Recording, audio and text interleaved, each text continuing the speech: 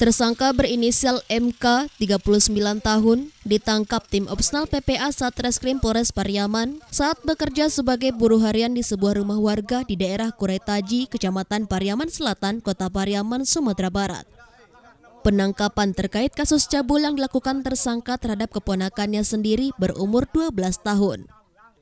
Penangkapan tersangka berinisial MK berawal dari laporan orang tua korban, yaitu adik kandung dari tersangka.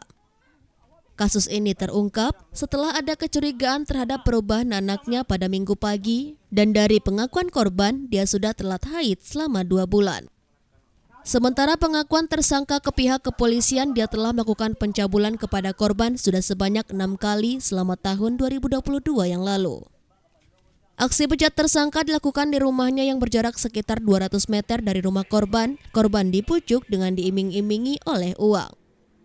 Kini tersangka mendekam di tahanan Polres Pariaman dikenakan Undang-Undang Perlindungan Anak dengan ancaman hukuman 15 tahun penjara.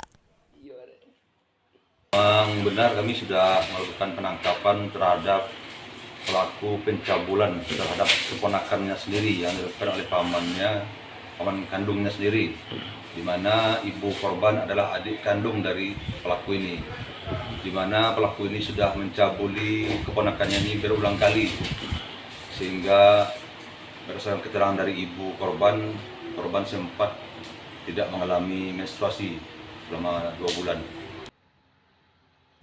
Dari Pariaman, Sumatera Barat, Eka Gus Priyadi, iNews melaporkan.